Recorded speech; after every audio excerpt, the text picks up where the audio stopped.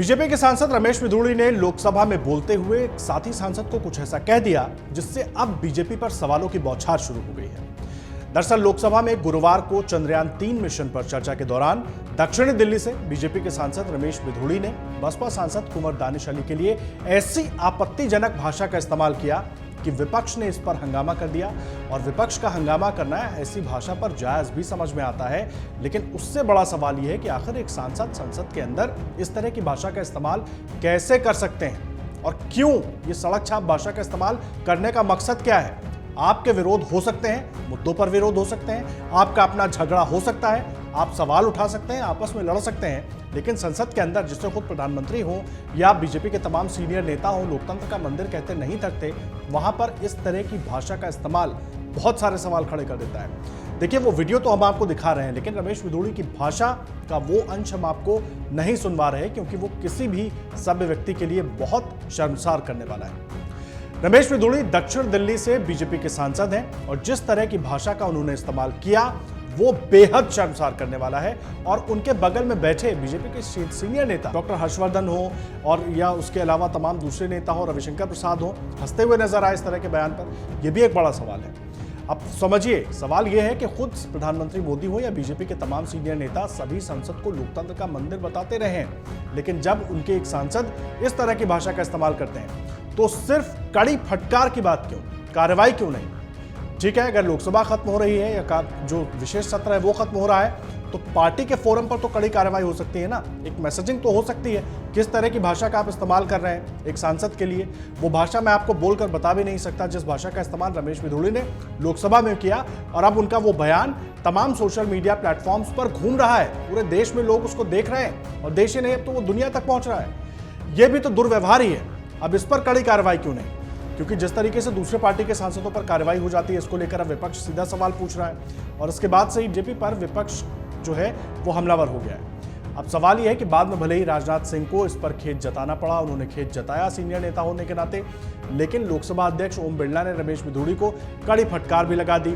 लेकिन लोकतंत्र के मंदिर में इस तरह की भाषा पर क्या सिर्फ कड़ी फटकार, कांग्रेस नेता जयराम रमेश ने भी इस पर सवाल उठाए हैं, क्या कुछ उन्होंने कहा है, पहले वो सुन लीजिए। Is simply not acceptable. It's a half-hearted apology. It was an afterthought. What Mr. Biduri has said is an insult to Parliament. It makes a mockery of what the Prime Minister keeps repeating: "Sabka saath, sabka vikas, sabka prayas, sabka vishwas," which becomes all bakwas with what Mr. Biduri has said. And it is an insult to all of us.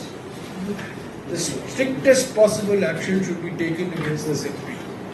If this is not a case for suspension, Mr. Sanjay Singh and Mr. Raghav Chadha stand suspended for exercising their democratic rights of protest inside Parliament. And Mr. Biduri has spoken in a language that is an insult not to Mr. Danish Ali alone. It's an insult to every MP. It's an insult to every Indian that he is allowed to speak in this manner.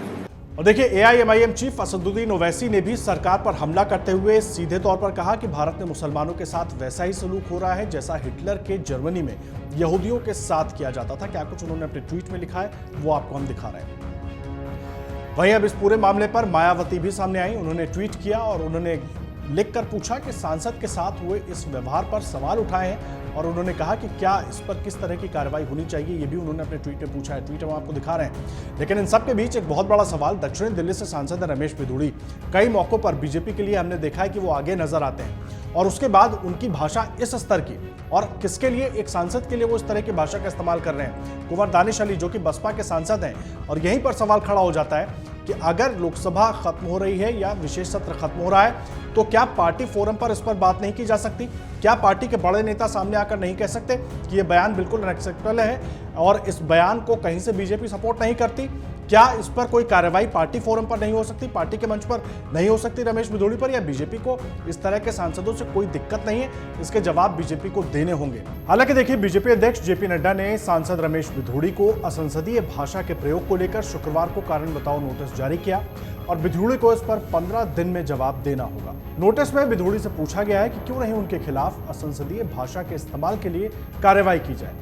और इससे पहले Bahujan Samaj party के सांसद दानिश अली ने संसद में उनके खिलाफ की गई अमर्यादित टिप्पणी को लेकर बिधूड़ी के खिलाफ लोकसभा स्पीकर ओम बिरला को लेटर लिखते हुए कार्रवाई की मांग की है। दानिश अली ने चिट्ठी में क्या लिखा है वो आपको बता देते हैं। बीएसपी नेता दानिश अली ने लोकसभा स्पीकर ओम बिरला को पत्र लिखकर मामले को विशेषाधिकार समिति के पास भेजने का आग्रह किया है। उन्होंने आगे कहा है कि वो बिधूड़ी के खिलाफ नियम 222, 226 और 227 के तहत नोटिस देना चाहते हैं।